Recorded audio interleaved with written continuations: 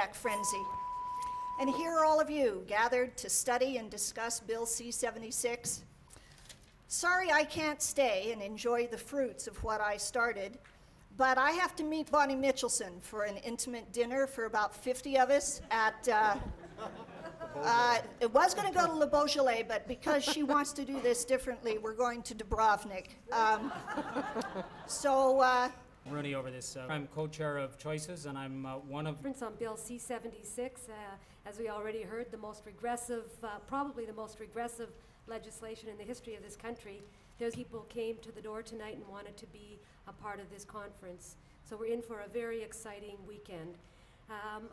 And this conference has received the sponsorship of many organizations, and I want to single out in particular Phil Trottier and the Public Service Alliance of Canada, who helped us do a lot of the work that was required and ensure delegates here. We also have sponsorship of this conference and help from today. Many people were involved in all kinds of volunteer activities, but one stands out among all the rest, and that is Shauna McKinnon, who is standing in the back. We see it in a twofold way.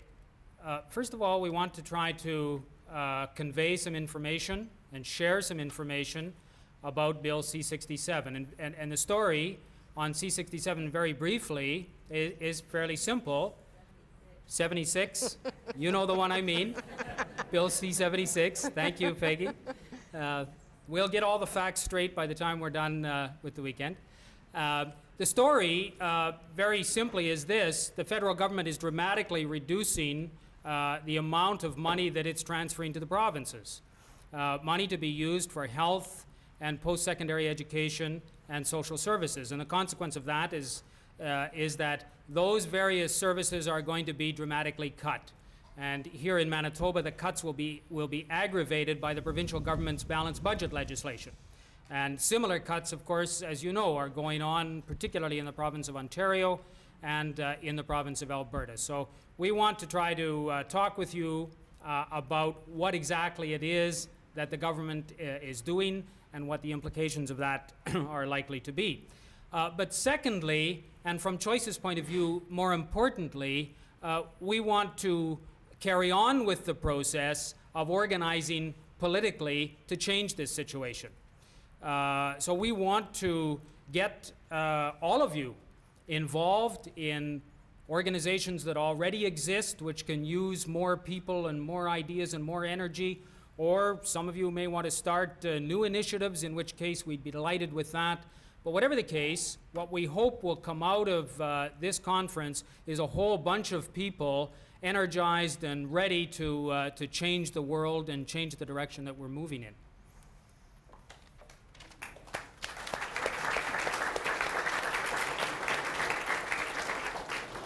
Just to give you a very brief rundown of this evening's proceedings and tomorrow's, right after we go through some of the preliminaries of this conference, and then we'll be asking our guest speaker, Judy Rebick, to deliver a major address.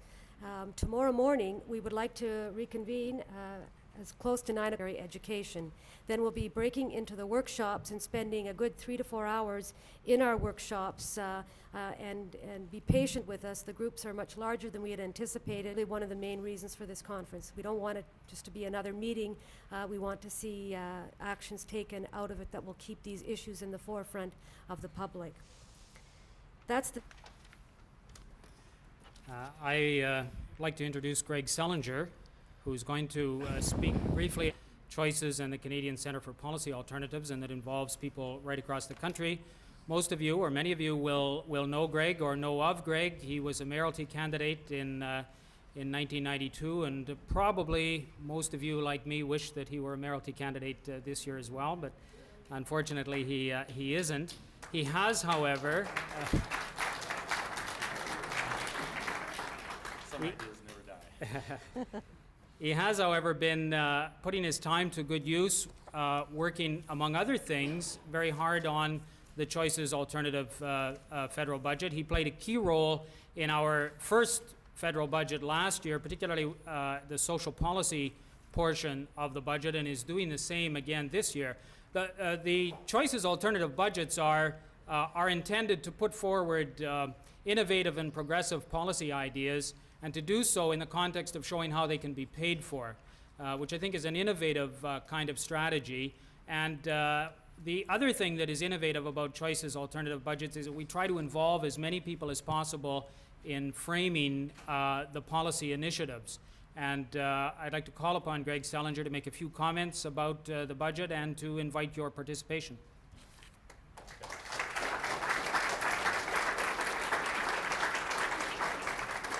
Jim just about described the entire package to you, so I'm going to repeat it in a different way.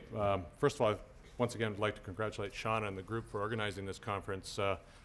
One of the big problems we have in this country right now is a lot of people are convinced there is no other way to solve our problems other than slash programs and reduce the deficit and to accept that the debt is the #1 priority.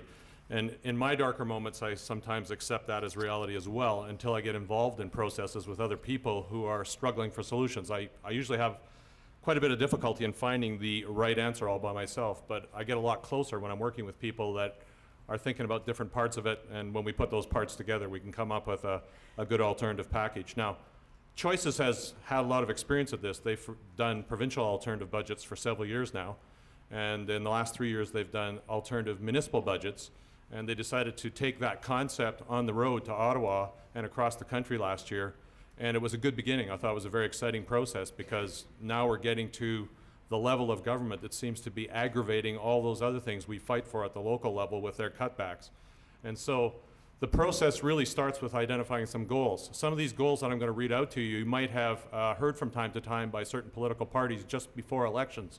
The problem is they usually fade away very quickly right after the election, and the deficit and the debt sort of rise to the top of the rostrum as their #1 issue. But the goals that we've set out for ourselves are a commitment to full employment, more equitable distribution of income and wealth, economic equality between men and women, the protection of enhancement of basic labor rights. That one is really getting a kicking these days, as are the others. Safeguarding and improving the environment. Any policies that we have for our country shouldn't take advantage of folks in other parts of the world. And a vital role for public services in this country. We've put that right at the top as well. Now, having set out those goals, we then have laid out a process, and it's really a process that tries to get grassroots involvement from across the country. We've had regional meetings in all parts of Canada. We've had budget workshops where people can learn how budgets work. I don't know about you, but the first time I took a look at a budget, I was completely overwhelmed. It was about 500 pages thick, complete gobbledygook. The only person that understood it was the chief commissioner, which is exactly the way he wanted it, and we were supposed to agree to it and carry on. And it's really like that at other levels of government as well. They don't really make what they're trying to do very transparent. So we do budget workshops. There's 16 organized in Ontario, for example. We think there'll be a lot of participation for all the obvious reasons if you watch TV the last couple of nights. There's a Ways and Means Committee operating out of Winnipeg. Choices is acting as kind of the group that gets things happening, and they've linked up with the Canadian Centre for Policy Alternatives out of Ottawa, and they are looking after a national steering committee.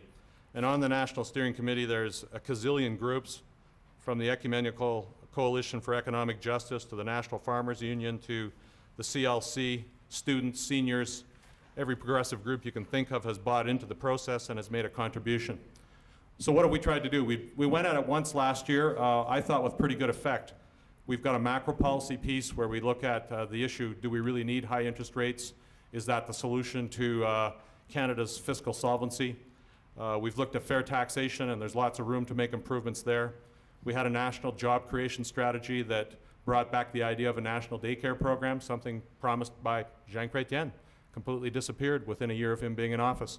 A national infrastructure program, another idea that lasted for about a year or two under the current government, but seems to have faded from the agenda as well, even though all the research shows that it doesn't really cost them anything to do it. They recover most of the money they invest through taxes and benefits. An industrial strategy, work sharing, so that some folks aren't working themselves to death while other people are standing in line looking for a job. Training and labor market. Canada's particularly weak in its training and labor market approaches. We talk about it a lot, but we're not doing a heck of a lot to really help people find jobs. And healthcare, and the big thing we've seen in the last year since we did our budget was the CHST, the Canadian Health and Social Transfer, where they've rolled education, social services, and health into one block grant, took $7 million off the top, sent the rest out to the provinces with virtually no guidelines except protection for Medicare, and said, you figure out what to do with it. And we're seeing the consequences of that. starting to show up. There's been a major rollback in benefits in Ontario. Beaujolais Bonnie Mitchelson is now talking about reducing benefits for folks on city welfare when she takes it over. The effect of what the federal government is doing is really to pass the buck on leadership for what kind of country we have down to the provinces. The provinces are tying their hands and passing it on down to the communities, municipal governments, school boards, and really onto our shoulders at the end of the day. And we have to ask ourselves, is that really where we can go to solve the problem, or is there another approach? Should we benchmark what we do for social policy compared to international standards? For example, most European countries spend 3% of their GDP on programs for families and children. Is that something we want to do? Do we want to maintain some sort of national standards that the federal government enforces when they hand out money to the provinces? Or should we just hand out a blank check and let them, Ralph Klein do what he wants, Mike Harris do what he wants, Gary Filmon do what he wants, Frank McKenna do what he wants, and they all get together once or twice a year and agree they'll just keep leveling down? Or do we want the federal government to play a role of setting standards with the money we're paying them in our taxes? Those are the kinds of things we hope you can discuss tomorrow. Give us your feedback on that, and we'll roll it into the package with the consultations with the folks we're doing across the country. And we hope to come back to Paul Martin and the federal cabinet this year with an approach that we show is affordable. It can be done within the resources that Canadians have available to them, but with different priorities. There's a huge amount of wealth out there that is being foregone by the federal government that could be made available to provide for the needs of Canadians. And when you've gone through it a couple of times, you can restore your faith in the possibilities in this country. It's not a huge reach to eliminate food banks in this country if there's really some political will to do it. So with the input you're going to give us in the next couple of days, we think that'll be a starting point in Winnipeg, and then we'll carry it across the country. Thank you very much.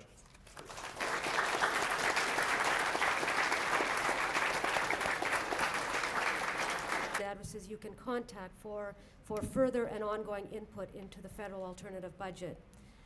I have now the great privilege of introducing our guest speaker. When we started planning for this conference, we all started talking about who could we get to come to Winnipeg to inspire us, to inform us, to advise us, to excite us into action. And we all had one name on our list, and that name was Judy Rebick. So you can imagine how lucky we felt, and excited and happy and pleased we were when Judy agreed right off the bat to come here and speak on C76 and the broader political context that we're all working in. I don't need to tell anyone in this room much about Judy Rebick. You've all heard from her, you know her, you've seen her in the media, you know what an incredible spokesperson she has been for the progressive left, for the popular progressive movements in this country. You know how she has displayed incredible courage and taken very principled positions throughout her career on the progressive front in Canada. I think most people remember her in terms of her years as president of the National Action Committee on the Status of Women, where she took incredibly tough positions in the face of great adversity. I think most people probably remember the Constitution above all else, and the kind of as Jim said to me earlier, the number of suits she had to debate on TV and other places on this and other issues. She's worked in many other areas, as you can see from the pamphlet. She's been a strong spokesperson on issues of concern to people with disabilities. She's been very active in the reproductive choice movement, and she is now, and she continues to be vocal in the media, on commentary programs, on newscasts, and most notably and most recently, she is the co-host of Face Off, which is a CBC News World debate show, which happens every night of the week, and she is there in full format and debating form, taking on, what's his name? Claire Hoy. Claire Hoy. And we just appreciate the work you're doing, Judy, and we're very grateful that you came to be with us this evening. Thank you.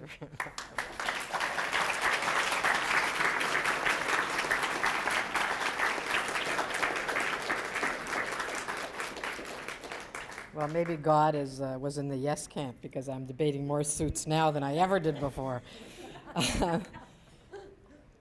Well, I'm actually very honored to be here. I don't get around much anymore because I do this show every night of the week. Well, now I don't do it on Friday anymore. The last time I was in Winnipeg was 2 years ago at the Folk Festival. And I used to get to Winnipeg quite a bit because I traveled so much, but now I'm sort of stuck in Ontario, which is getting worse and worse, and I'll come back to that.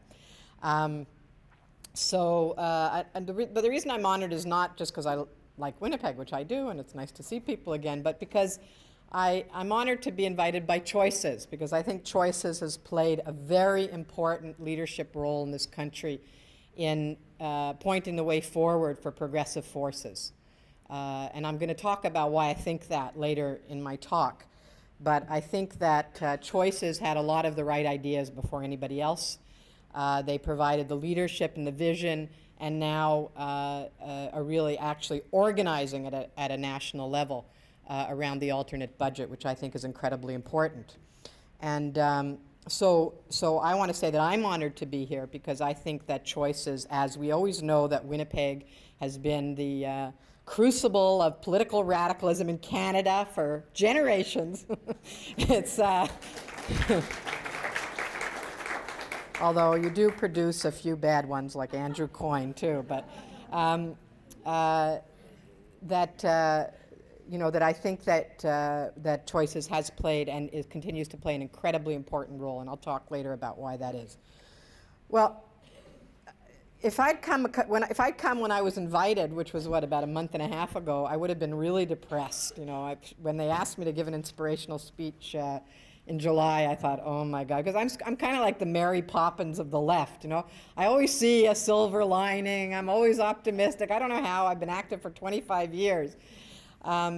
But in the last number of months, I've been kind of getting pretty depressed, particularly in Ontario. And you'll forgive me if I talk a fair bit about Ontario in this speech, because I think it's important that everybody understand what's happening there and how frightening it is.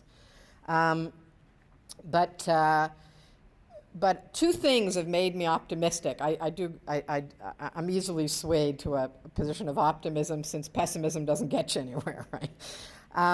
Those two things are, I was in Beijing, I was in Wairau at the International Women's Conference. I didn't want to go because I thought, oh God, it'd be a hassle and it's just another conference.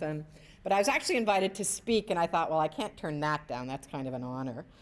And so I went, and I also could only go for 10 days. It was a long way to go for 10 days.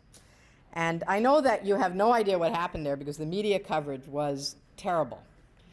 But I can tell you that in Wairau, and I'm not talking about Beijing, I didn't go there, I'm not interested in going there. As Doris Anderson said, all that happens at these formal UN women's conferences, you listen to all these heads of states lying through their teeth. And it's not very much fun because they're all lying about the status of women in their own country. But I went to the NGO conference, and there were between 30 and 40,000 women and a few men. I heard the most radical speeches I've heard in 25 years. I saw a unity of the women's movement that was incredible, north and south. In Nairobi, which was 10 years ago, there were a lot of divisions between feminists in the north and women who were fighting for equality in the South but didn't call themselves feminists. There was almost none of those divisions at this conference because women in the North had gotten much more politicized in a sense of understanding that it's the economic issues, it's restructuring, not divisive. It's not going to wait till after the revolution. That it has to be a central part of any struggle for social change. And so North and South came together. And I can tell you that, as somebody who goes to a lot of conferences, that I've never heard so many good speeches. I've never heard so much good analysis. As one woman said, it was the biggest group of marginalized experts in the world.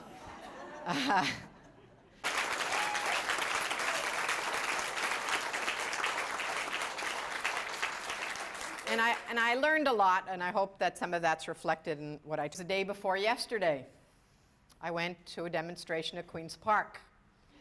Now, it's not often we storm the barricade. I wasn't storming the barricades. I wasn't there at the time. I'm a journalist now. I'm not allowed to do things like that. But anyway, and the reason for my optimism was a couple of things. The first thing was that it was the biggest demonstration at Queen's Park in Ontario since 1984 when they tried to shut down the Morgentaler Clinic. And the demonstrations around the Morgentaler Clinic were built by a coalition of groups that have been working together for 3 years. This was built by a group, a coalition, yes, but the core organizing group is 5 women under 25 who decided to organize a demonstration the day of the swearing in.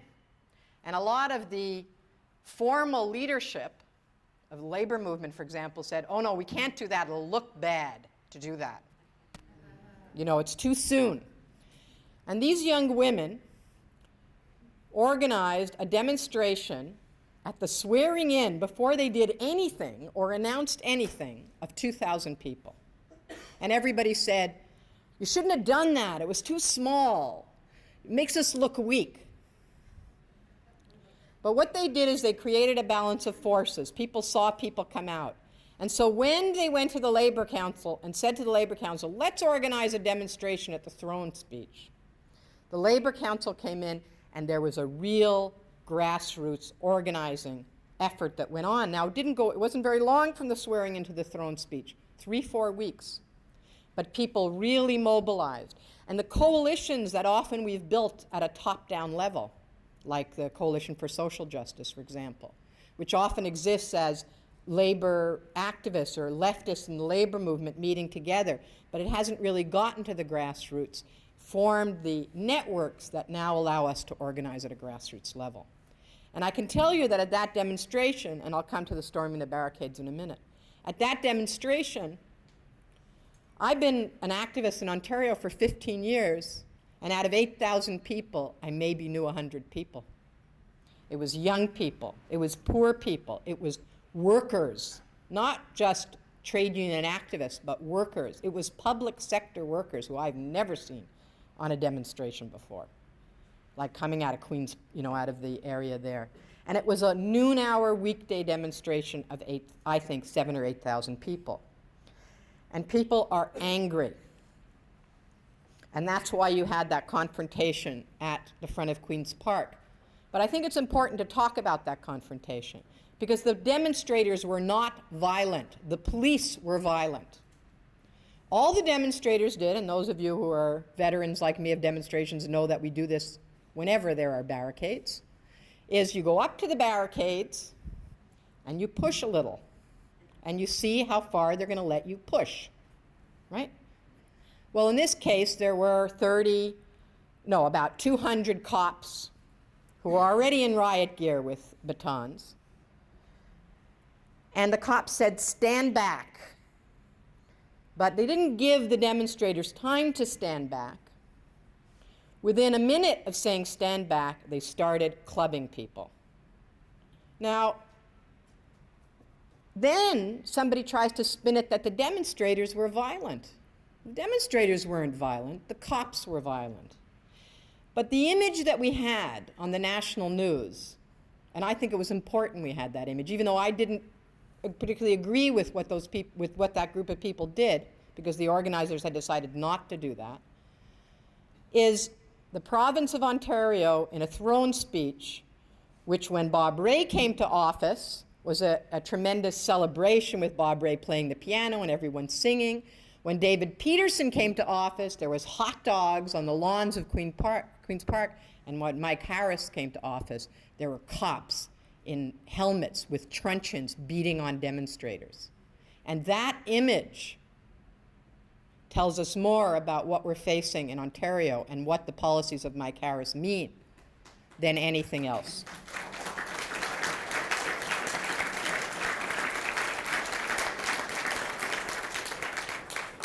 Now, I can tell you that I've learned a lot about the right. You know how they say how Inuit people have like 30 different words for snow? Well, I used to think the right's the right, okay? To me, everybody from, David Peterson, maybe he was in the center, but everybody from, Dalton Camp to David Frum, they're just right-wingers, right? But I have learned the subtleties now. And I can tell you that Mike Harris is far to the right of Ralph Klein, far to the right. He has a much more extensive agenda. Ralph Klein is basically an opportunist. He smelled the right-wing air, and he moved that way. Mike Harris is a true conservative. He's always been a conservative. He was on the outs in his party when his party was more a red Tory party. And he is an ideologue, and he has people advising him, like Tom Long and now David Frum, who make Newt Gingrich look progressive.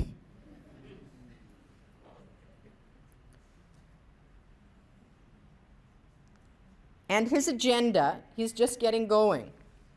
It's bad enough. The so-called common sense revolution is bad enough. But he's planning much worse, and we already know that. So he said initially he was going to cut $6 billion. Now it's $9 billion. $9 billion. He's said initially he's going to scrap Bill 40, which was the NDP labor law. Now there's rumors that he's going to go after the RAND formula, that he's going to look at right-to-work legislation possibly in the future.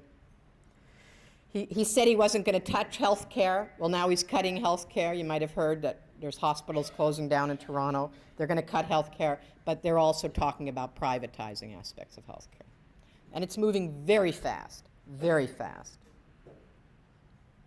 Now, what I want to talk about is I think that in the last 4 years, well, since 1992, I guess, which is 3 years, only 3 years, there has been such a rapid move to the right in this country that it's dizzying. It's dizzying. And I want to talk a bit about why I think it's happened. There's, of course, the objective reasons, which is globalization. We've had a massive restructuring of capitalism on a global level, and the result all over the world is similar. And that's something else I learned in Wairau in China. In the South, it's meant structural adjustment programs, and in the North, it's meant cuts in social programs. It's also meant a weakening of the power of national government to provide social services, education, and health care to their people, and a strengthening of the coercive aspects of national governments in the states.